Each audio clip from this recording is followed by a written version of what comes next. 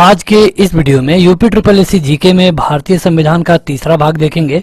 यहाँ पर हम उन प्रश्नों को कवर करेंगे जो अभी तक यूपी ट्रिपल एससी के विभिन्न एग्जामों में पूछे जा चुके हैं।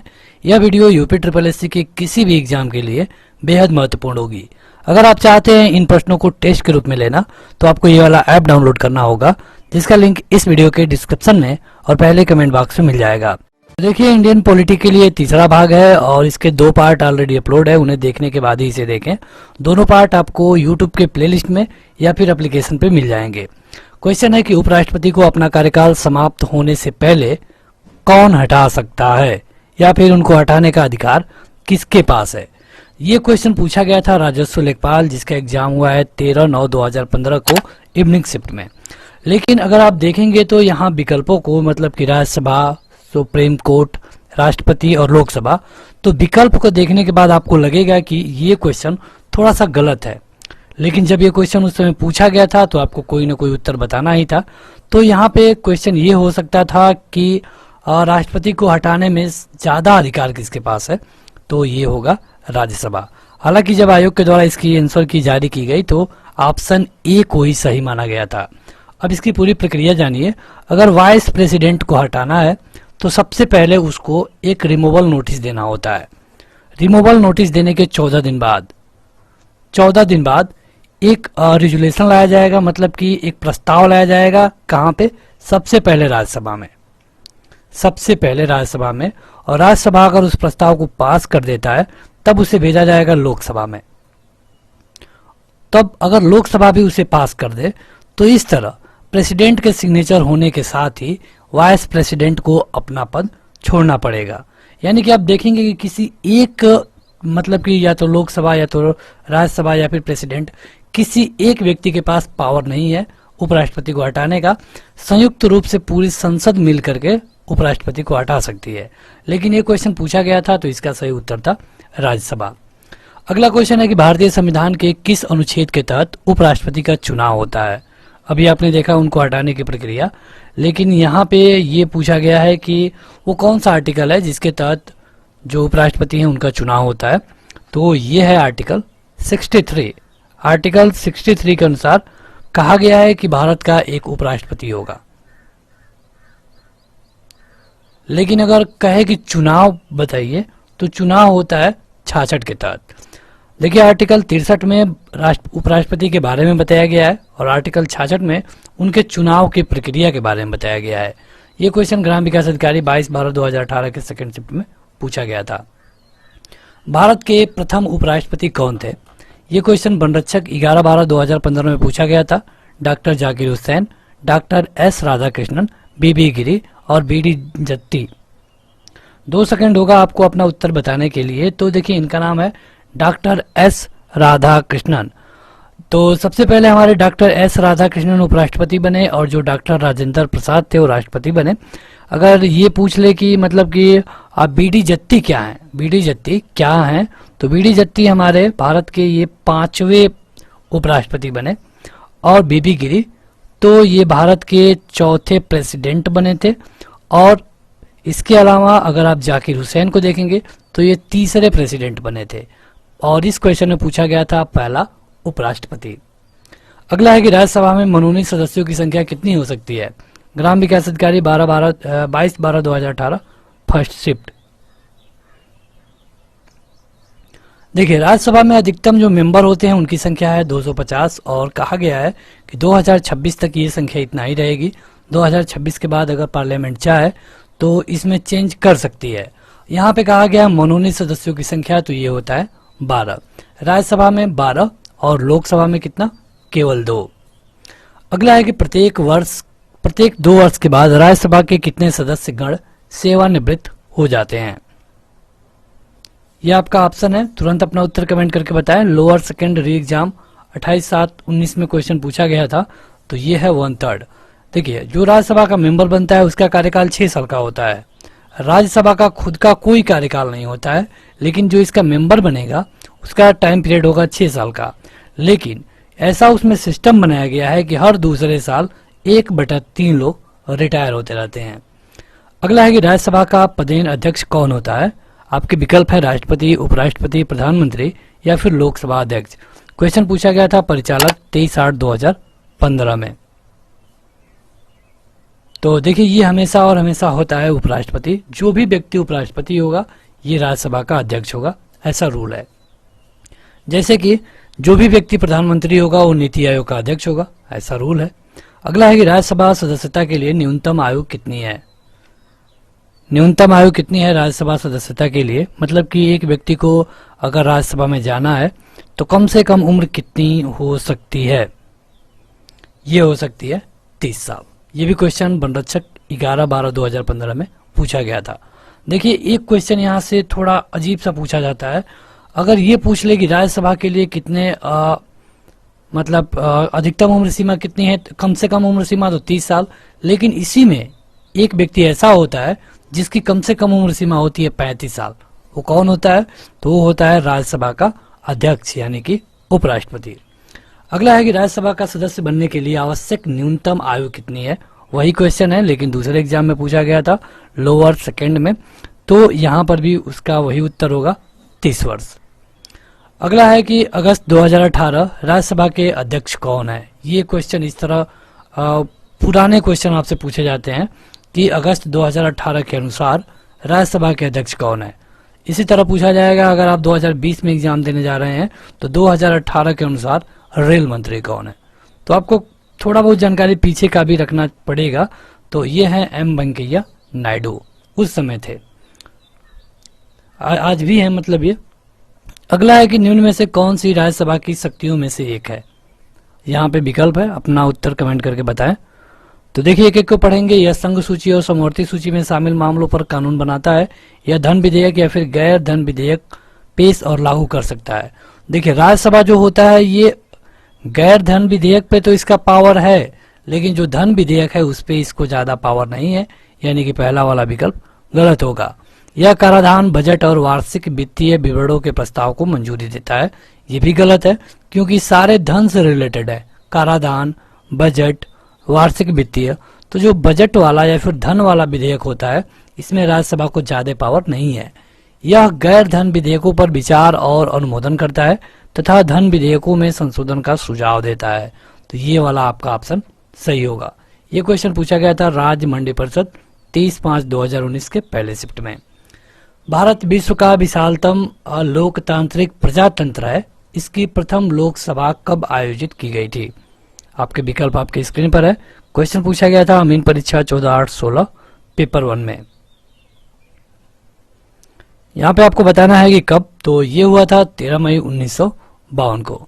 देखिए जब पहली बार लोकसभा का चुनाव शुरू हुआ तो 1951 में शुरू हुआ। चूंकि पहली बार चुनाव हो रहा था इसलिए ज्यादा टाइम लग गया, पूरे 1 साल से अधिक लगे इसको चुनाव होने में। 1952 में रिजल्ट आए और उसके बाद 13 मई 1952 को पहली बार लोकसभा का गठन हुआ। कई बार पूछा गया है कि पहले लोकसभा के अध्यक्ष कौन है, तो उनका जो नाम है जीवी है, जीवी से शुरुआत है। चलिए आप पूरा नाम कमेंट करके बताइए, ये आपके लिए हिंट है। जीवी से उनका नाम शुरुआत है, आपको पूरा नाम हिंदी में कमेंट करके बताना होगा कमेंट बॉक्स में। लोकसभा की सदस्यता के लिए उम्मीदवारों की न्यूनतम आयु सीमा क्या निर्धारित की गई है। अगर किसी व्यक्ति को लोकसभा में चुनाव लड़ना है तो उसकी उम्र कम से कम कितनी होनी चाहिए, यही आपसे पूछा गया है। सही उत्तर है 25 साल।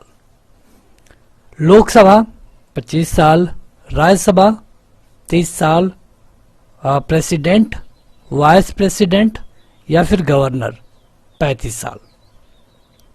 अगला है कि निम्नलिखित में से कौन सा संसद का कार्य नहीं है। यहाँ पे 4 विकल्प है, क्वेश्चन थोड़ा सा बड़ा है। ग्राम विकास अधिकारी 23/12/2018 के सेकेंड शिफ्ट में क्वेश्चन पूछा गया था।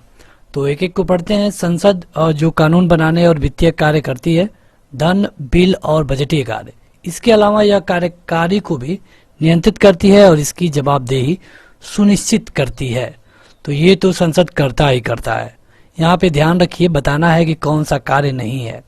संसद कुछ चुनावी कार्य करती है क्योंकि यह भारत के राष्ट्रपति उपराष्ट्रपति का चुनाव करती है। ये भी सही है क्योंकि संसद ये काम करती है। ध्यान रखिए क्वेश्चन में आपको बताना है कि कौन सा कार्य नहीं करती है।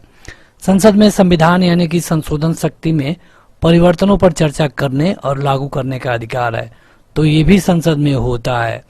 अब चौथा है कि संसद के पास कोई न्यायिक कार्य नहीं है।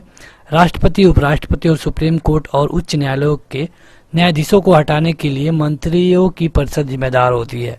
ये बिल्कुल गलत है, लेकिन इस क्वेश्चन के हिसाब से आपका जो सही उत्तर होगा ये यही डी वाला होगा।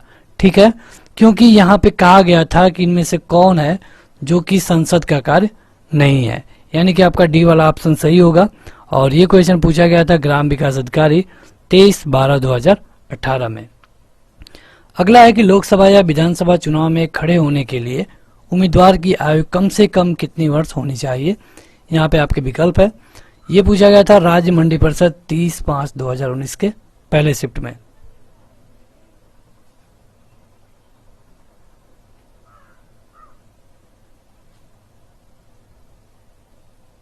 तो देखिए विधानसभा चुनाव में कहा गया है, तो अगर विधानसभा चुनाव में आप देखेंगे तो ये रूल है 25 साल का।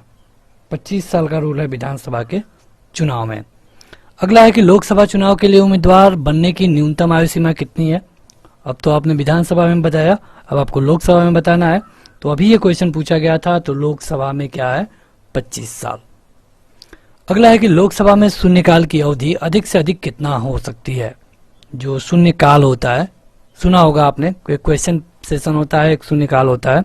तो शून्यकाल का टाइम कितना होता है, ये होता है 1 घंटा।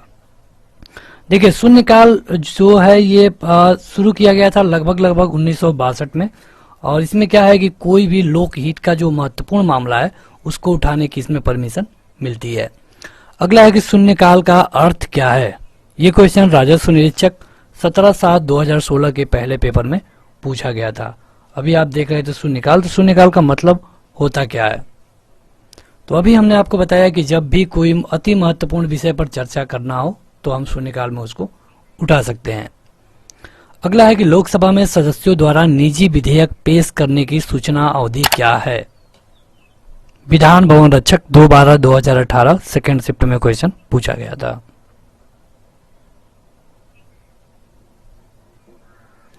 तो देखिए ये है 1 माह। जो भी निजी विधेयक होंगे उनको प्रस्तुत करने का जो आपको टाइम मिलता है ये 1 माह का मिलता है। अगला है कि वर्तमान में लोकसभा निर्वाचन क्षेत्र है, इस संख्या में 1971 में से कोई परिवर्तन नहीं हुआ है। इसमें से आपको बताना है, कि वर्तमान में कितने हैं। तो देखिए वर्तमान में है 543 और 1971 के बाद अभी तक इसमें कोई चेंज नहीं हुआ है। अगला है कि संविधान द्वारा विचार की गई लोकसभा की अधिकतम संख्या कितनी है। अधिकतम संख्या तो यह है 552, जिनमें से 543 पर ही चुनाव होता है, बाकी यूनियन टेरिटरी में मिल जाती हैं। अगला है कि लोकसभा में कितनी सीटें अनुसूचित जाति और जनजाति के प्रतिनिधियों के लिए आरक्षित है। डायरेक्ट क्वेश्चन है, तो यह है 131। आर्टिकल 330 में ये बताया गया है। ये लोअर द्वितीय 15/7/2018 में पूछा गया था। लोकसभा के सदस्यों का कार्यकाल कितने वर्ष का होता है। बेहद आसान क्वेश्चन, और ये होता है 5 साल का। चलिए कमेंट करके बताइए राज्यसभा का कार्यकाल कितना होता है। ध्यान से सुनिए, राज्यसभा का कार्यकाल कितना होता है ये आपको बताना है। अगला है कि लोकसभा के पहले स्पीकर कौन थे। यही क्वेश्चन हमने आपको बताया था, अगर आपको याद हो तो। यहाँ पे हमने आपसे पूछा था कि बताइए कि लोकसभा के पहले अध्यक्ष। तो देखिए यहाँ पे कुछ भी आपको फालतू का नहीं बताया जा रहा है, जो भी है बेहद महत्वपूर्ण है, कई बार पूछे जा चुके हैं क्वेश्चन, तभी आपको बताया जाता है। तो यहाँ पे पूछा गया है कि लोकसभा के पहले स्पीकर, तो हमने आपको बताया था कि उनका नाम जीवी से शुरू है। इनका पूरा नाम है जीवी मावलंकर अयंगर। कई जगह आपको केवल जीवी मावलंकर मिलता है। अगर पूरा नाम पूछ ले तो पूरा नाम है गणेश वासुदेव मावलंकर। ये इनका पूरा नाम आपको देखने को मिलता है। अगला है कि भारत में निम्न में से किस लोकसभा अध्यक्ष का कुल कार्यकाल सबसे अधिक रहा। जैसे जो लोकसभा के अध्यक्ष बनते हैं ये भी 5 साल के लिए होते हैं, उससे पहले इनको हटाया जा सकता है। तो अब तक कौन है जो कि सबसे ज्यादा टाइम पीरियड तक रहे, ये आपको बताना है। देखिए इसमें से आपका जो सही उत्तर होगा ये होगा डॉक्टर बलराम जाखड़। अगर आप डॉक्टर बलराम जाखड़ के बारे में बात करें तो ये पहली बार जब बने थे तो ये बने थे 1980 में और हटे 1985 में। उसके बाद जब 1985 में फिर से ये आए तो ये हटे 1989 में। यानी कि आप देख सकते हैं कि 5 और 4 9 साल। इस समय लोकसभा के अध्यक्ष कौन है ये आप हमें कमेंट बॉक्स में कमेंट करके बताइएगा। लोकसभा में कुल कितने लोकसभा संसदीय क्षेत्र हैं? उत्तर प्रदेश में कुल कितने लोकसभा के संसदीय क्षेत्र हैं ये आपको बताना है। उत्तर प्रदेश में सबसे अधिक है और इनकी संख्या है 80। अगला है कि संसद में गुजरात राज्य की कितने सीटें आवंटित हैं? संसद कहने का मतलब है कि यहाँ पे ये परीक्षा में भी संसद ही लिखा था लेकिन इसका मतलब था लोकसभा। तो ये है 26। जूनियर इंजीनियर या फिर टेक्नीशियन 27 12 15 में क्वेश्चन पूछा गया था। देखिए यूपी ट्रिपल एससी के क्वेश्चन में गलत होना एक आम बात है। यूपी ट्रिपल एससी की 3 से 4 आंसर की आती है तब भी क्वेश्चन और उत्तर नहीं सुधर पाते हैं। तो आप इससे कंफ्यूज ना हो कि यहाँ पे मिसटाइपिंग है, मिसटाइपिंग नहीं है, ये पेपर में ऐसे ही पूछा गया था। अगला है कि भारतीय संसद में मंत्रिमंडल के विरुद्ध अविश्वास प्रस्ताव पेश करने के लिए न्यूनतम कितने सांसदों के समर्थन की आवश्यकता होती है? मतलब कि अगर मंत्रिमंडल के खिलाफ अविश्वास प्रस्ताव लाना है तो कुल मिला के कितने मेंबरों की जरूरत पड़ेगी? तो ये पड़ेगी कम से कम 50 की, कम से कम 50 की। अगला है कि सांसद निधि की वर्तमान राशि कितनी है? ये क्वेश्चन उस समय पूछा गया था 2016 में, तो उस समय के हिसाब से बताइए। तो उस समय था ये केवल 5 करोड़ रुपए, 5 करोड़ रुपए। ये एक योजना के तहत मिलता है और उस योजना का नाम है MP लैट्स, मतलब कि member of parliament local area development scheme. तो इसको MP फंड भी कहते हैं शॉर्ट फॉर्म में, तो इसी में मिलता है। तो बस आज के इस वीडियो में इतना ही। इंडियन पॉलिटी के लिए तीसरा भाग था यूपी ट्रिपल एससी का। ये वीडियो आपके यूपी ट्रिपल एससी के किसी भी एग्जाम के लिए बहुत फायदा पहुंचाएगी। तो इस वीडियो को लाइक करिए, हमें कमेंट करके बताइए कि आपको ये वीडियो कैसी लगी। इस ऐप को जरूर डाउनलोड करिए, लिंक इस वीडियो के डिस्क्रिप्शन में पहले कमेंट बॉक्स में मिल जाएगा। इस वीडियो को लाइक करने के साथ चैनल को जरूर सब्सक्राइब करें, उसके बाद बेल आइकन दबाएं, उसमें ऑल सेलेक्ट करें इसी तरह की बेहतरीन वीडियो सबसे पहले पाने के लिए।